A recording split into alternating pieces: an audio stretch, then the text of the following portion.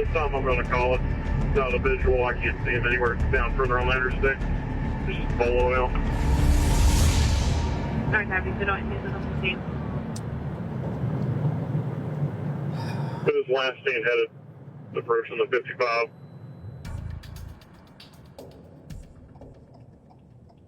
Not the newest one, but probably right before they changed the body style.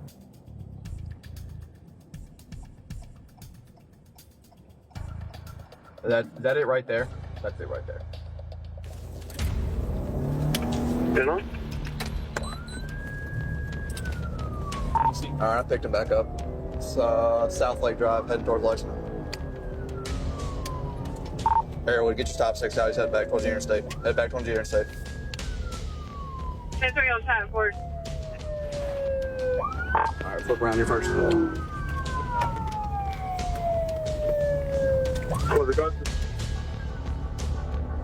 Alright, I got it. Number 2, we're heading westbound Augusta, towards Augusta, I-20. Lane 1, what I think it's state police up ahead of us, just fully left on. You're back around, please.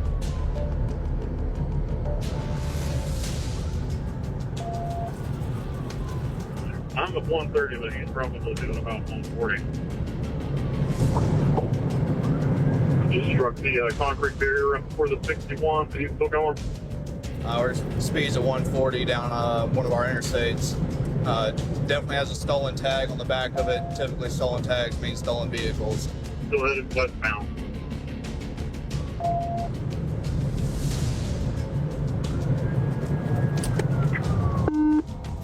He's off the road.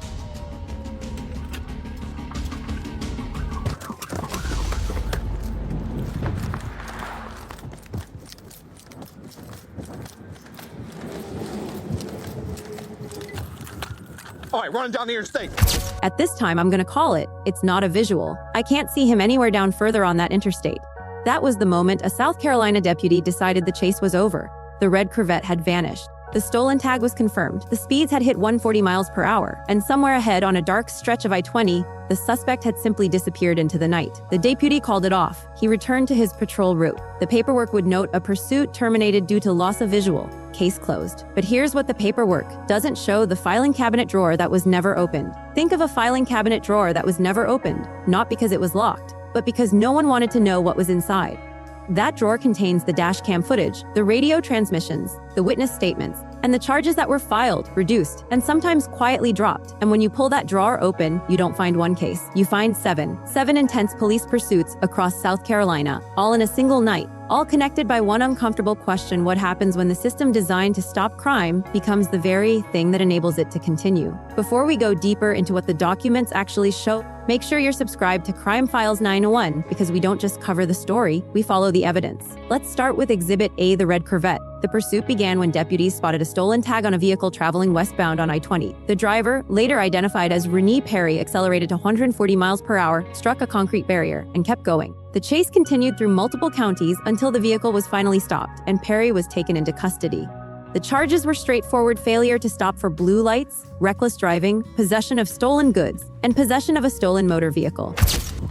He's holding something in his waistband.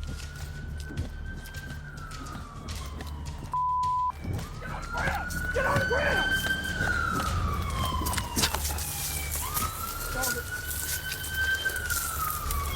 We got barbed wire fence for you.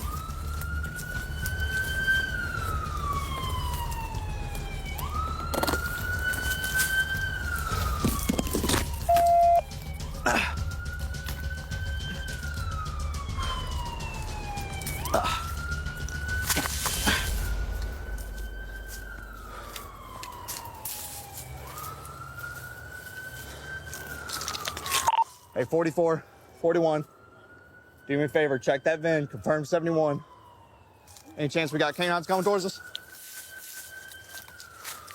Hey, Riley, I'm coming. I'm at... Yeah. Alright, as soon as we come up here to the right from the school, just go over these trees.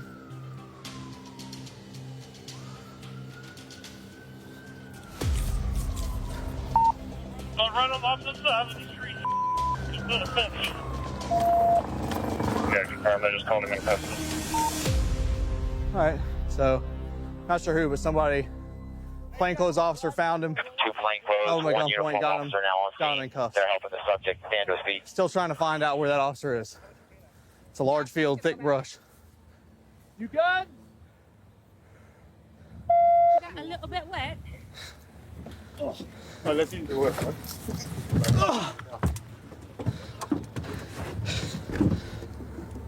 I guess the Cowboys in Lexington got him, huh? This is their turf. Well, Yeah. Now, if it was Raw River, Yeah. we've been on there. All right, yeah, 10-4. He will be charged at the end of the day with failure to stop for blue lights, reckless driving, possession of stolen goods, and a possession of a stolen motor vehicle. He was also discovered to be wanted out of Lexington County. He will essentially go to our jail. He'll do his time for our charges, then he'll go to Lexington County's jail to be processed there. oh yeah. Well, we got to get those going. Oh, there it is. Let it out, man. That was a supercharged. It was supercharged? It was supercharged. Shut the front door. He was also wanted out of Lexington County. On paper, it was a clean arrest, but then came the detail that makes you pause. Upon further inspection of the vehicle, deputies found that the suspect had written in Sharpie on the front bumper, "This vet belongs to Renique." Upon further inspection of the vehicle, it actually turns out that the guy wrote in Sharpie, this vehicle belongs to him. So the window's been busted out. That's how they actually stole the vehicle. But right here on the front bumper, it literally says, "This vet belongs to Renique," which is our suspect's middle name. So it's going to be pretty hard for him to argue possession whenever he claims it in Sharpie.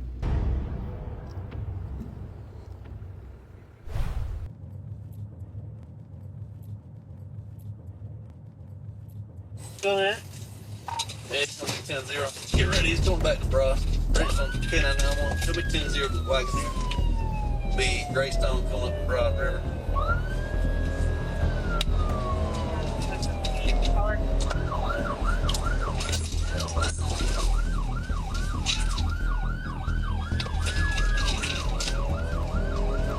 He just do something like that on there. Try to get a good tag.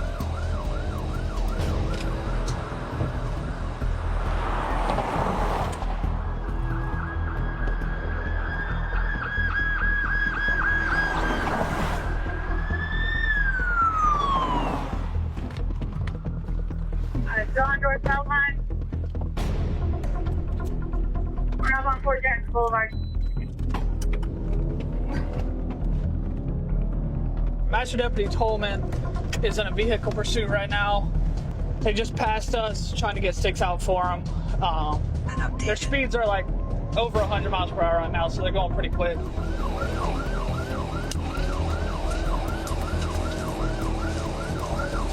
They're coming up on Broad Street.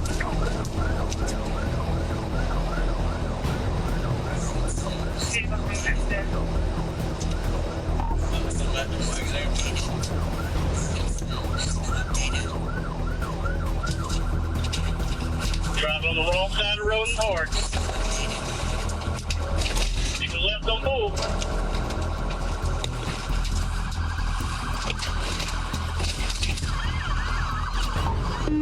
He's cut back. He's going across the parking lot there, Tolman. And we'll help. He's going back toward Colonial. Hey, be about 3-3 is this. So I'll set a anchor over there somewhere around this street. I think that's where he's trying to live by now.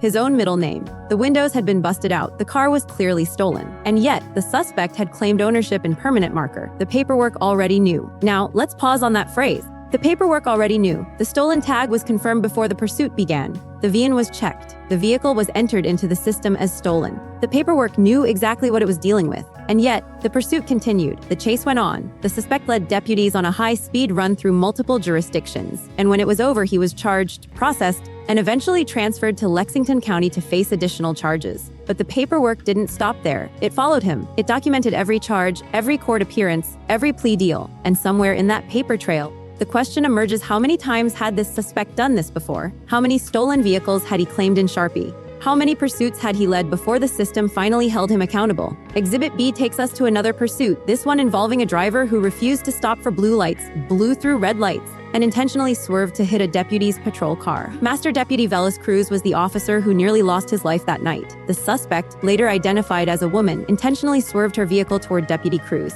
attempting to run him off the road. When he swerved, did he swerve to try to hit you? Yeah. So he was intentionally hitting you? Okay, attempted murder. Okay, No, cool. he wasn't. He's as soon as he saw me, he barreled down on me. So he was like, I'm gonna hit you and knock you off the road. Yep. Yeah, it was no. Oh, I'm sorry about that. Well, he's getting charged for that. I'm on the 21 West Highway now. Confirming we need an ambulance at Broad and Beatty and K Street. Highway's already been advised and they're on the way. All right. So while one of our units was chasing this individual that passed him at a high rate of speed, blowing through red lights, going in and out of traffic, he refused to stop for our deputies. And when Master Deputy Velas Cruz came over to help with that, this vehicle intentionally swerved and tried to hit our deputy and run him off the road and potentially kill him. So once we get this guy, and we will get this guy into custody, once we get him, he will be charged accordingly. He'll be facing some charges for trying to kill one of our deputies for sure. All right, I'm gonna call Richards and we're gonna figure out who's gonna end up meeting you down there, okay? Okay. All right. Are there any more patients, or is just the person? So the suspect, apparently she wrecked down at Beatty and K Street, and they said that she has a facial injury, but y'all said that the EMS supervisor was headed down there. Or sergeant went down there, okay. Okay, so that is the only other one that I know of. These guys were hit, but they told me they didn't, they were hit at the front, but they told me they didn't want medical attention. Okay, I'm just gonna look at his car to see the damage. Sure, absolutely. Everybody else good? Everybody else is. Just a suspect that I know of. 4:30, 6:40. He's about to head out. Is your sergeant and is anybody else going to head down there with him? I'm on the phone with Captain right now. We'll figure it out. Just tell him we'll meet him down there.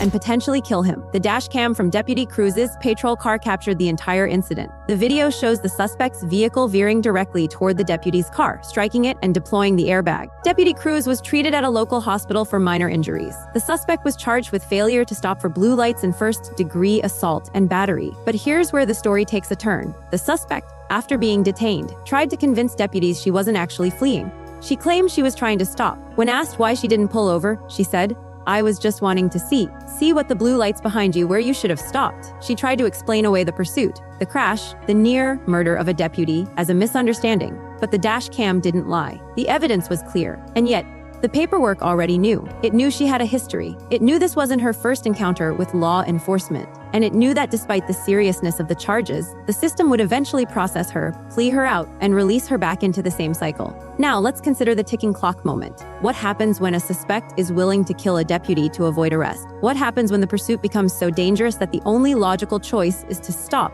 but the pursuit continues anyway? And here's the question that reframes this entire story as a thriller, not just a political headline. How many more pursuits will it take before someone realizes that the chase itself is... Good hit, good hit. You got sparks coming from the front. Looks like left tire. The tire's sprayed pretty good. He's on the rim, though. He might wreck out.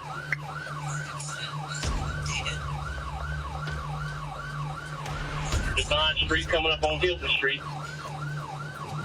8 to 50.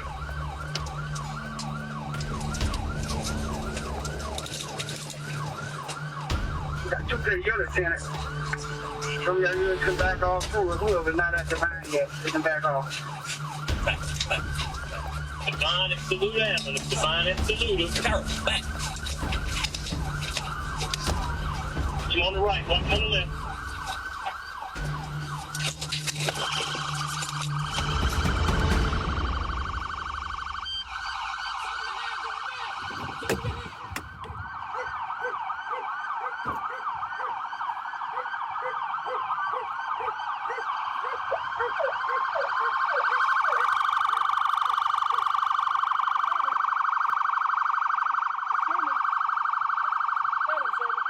Sherman. No. We're not doing this, Sherman. Sherman. We're not doing this, Sherman. Sherman, yes, stand up, man. Stand up, Kurt. Sherman. Hey, stand up, bro. It's Sherman. I swear to God. Sherman, stand up. It's double lock it for me. Here you go, bro. It's Sherman. Stop moving. Stop I moving. don't got no guns. Hey, Jeff, coach. Sherman. I don't got nothing. Why you pull over? I can clearly Dr. I'm listening, but I ain't hearing nothing. I'm gonna go with the car if hot. Nah, it's not. It's not. That tag don't match. Whose car is it? I owe my Fifth Amendment. Okay, well you can go sit in the car. Then. You're under arrest, obviously.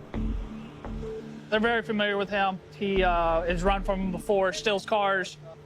You name it, he's The crime scene, Exhibit C, takes us to a pursuit that began as a stolen vehicle report. Deputies located the stolen car, activated their blue lights, and the suspect took off. The chase ended at a dead-end road, a horrible spot for the suspect, who decided to run on foot. Deputies deployed a canine unit, issued warnings, and the suspect kept running. He was bitten by the dog Taste and taken into custody. During a search, deputies found a baggie of white powder that later tested positive for cocaine. So deputies located a stolen vehicle. As soon as we blue lighted it, took off, came to a dead end, horrible spot. Got canine warnings. He decided to keep running, so he got bit. Got him back, and he had some kind of white powder in his pants that he's never seen before, just magically got there. He also said that there was a folder with a title, bill of sale, all that. There's no folder, there's no bill of sale, there's everyone else's name but his in here. I'm about to check out these pills. It might just be regular, just from the store bought, but condition is busted out. There's a screwdriver. I don't think he just bought it today.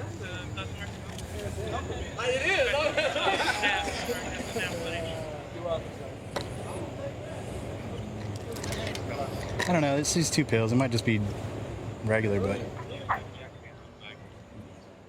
D47. Oh, whoa. All right. Well, that's a lot of trouble in that car. Stolen, alcohol, drugs. Pill, whatever. Yeah, I don't have my phone. Your phone real quick, dude. Well, you got. I'll get mine. I'll take charges if you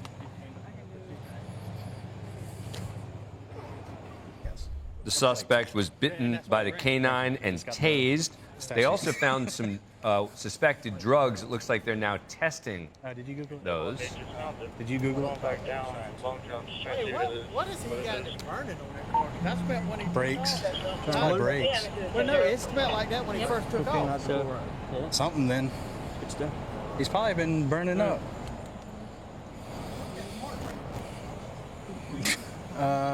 Yeah, it is. It is. Look. You got evidence bag? You don't need that one? I knew. Sam. He ran with the parking brake on. Oh, really? Did you not smell that when you first took off? He was ripping out that parking brake.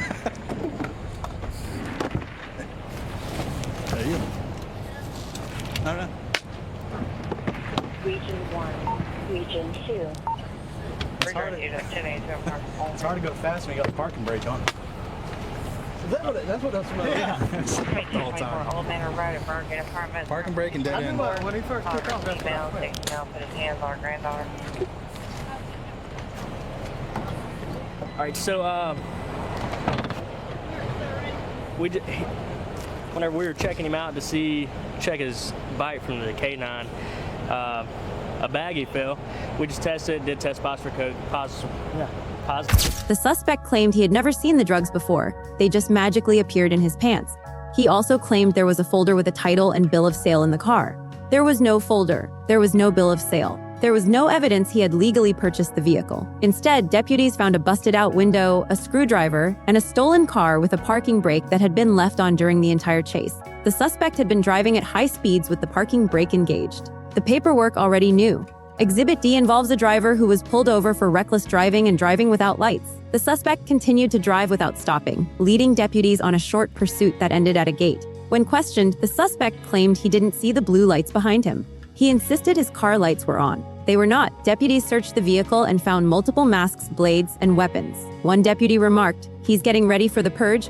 Hey, how you doing, Deputy Corvette? Crash Area Department. Reason for the stop. You're driving with no lights, okay? You continue to drive without stopping. What I That's did? over here. Driving with no lights. What don't you understand? I had my lights on. Okay. On my car. Is your lights on now? Okay.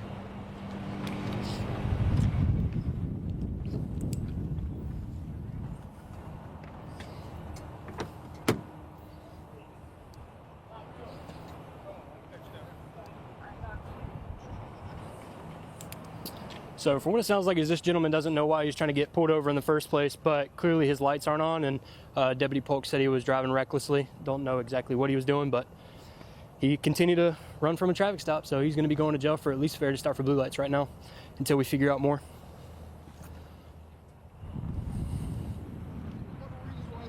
Also, failure to maintain lane. I did not see y'all behind me. And no lights. That was the reason. So I ain't had my lights on in my car? Are they on now? Make the gate on? No, sir. At least he didn't hit it. Come on, no, sir. Yeah, man. He almost got me, man. I was like, what's going on? And I was like, dang. Hey, you know what? That was me. I was Probably 55. Huh? Probably 55. You already got him on the 10-0, so. I just so happened to be I was right really there close at to a so 77. Oh, snap. Yeah. So I was able to hop out right there. He almost got me. He almost got me, man. That's why I was like, what are you doing? He's now been pulled over. They're searching. That's Captain Danny Brown.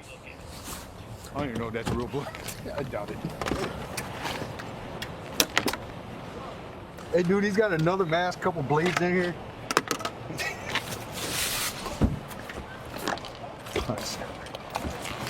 There's another mask.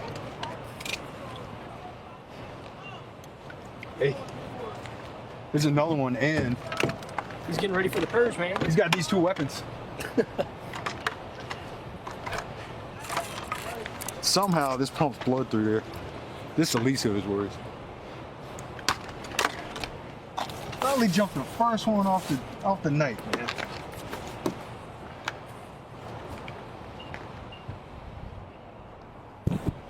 So far, haven't found anything except for a. Why would you have WD-40 some packaging material that's aftermarket. What they'll usually do is buy green plant-like material consistent with marijuana in bulk, and then they'll buy a whole bunch of these, and they'll individually package these for sale, and they'll just go and sell these for how much ever. Man, the suspect was charged with failure to stop for blue lights and other violations, but the paperwork already knew. It knew he had no driver's license. It knew he was on an ankle monitor. It knew he had warrants. And it knew that despite all of this, he would be processed, charged, and eventually released back into the same system that had already failed to hold him. Exhibit E takes us to a hit and run pursuit. A woman struck a pedestrian, fled the scene, and led deputies on a chase that ended with her vehicle. They were doing an investigation trying to find the vehicle, and they actually located the vehicle.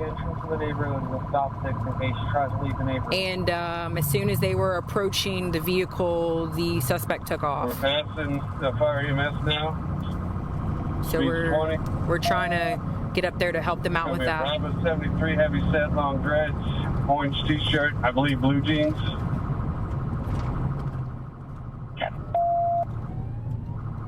Are you coming towards the front of the neighborhood? It's one way in, one way Getting out. ready to come up to Stony Creek now.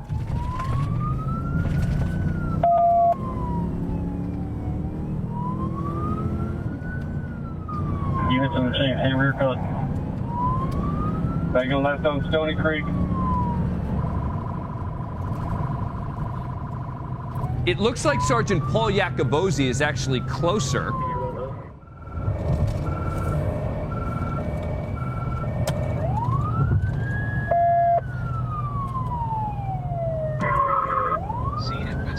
All right, so we're catching up to it here. Leaving through traffic and doing another U-turn.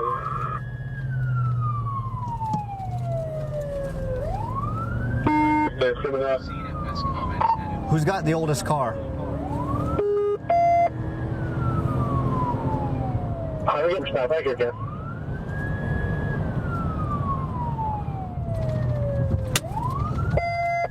Let's go, let's go. All right, so it sounds like she's stopping.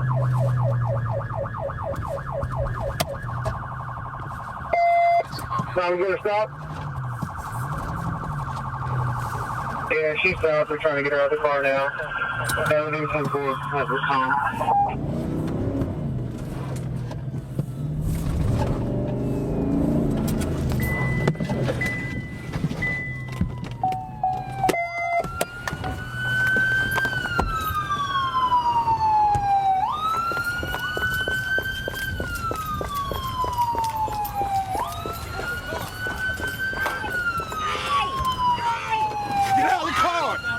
You're gonna get tased! Hang on, just get her out of the car. Just get her out. I get out the car. Don't Come on. Stop resisting. What are you doing? It's cuffs. Here. Get her.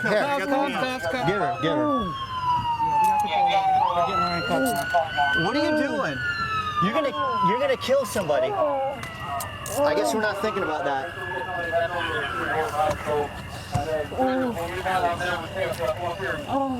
Oh boy.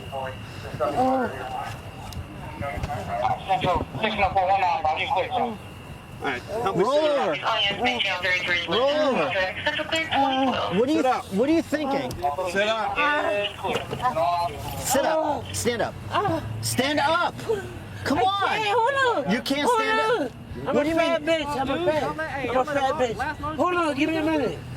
I'll get up. Give me a minute. All right. Damn, give me a minute. All right. I'm gonna put your hand down. Please. Listen to me. Stop talking. What are you thinking?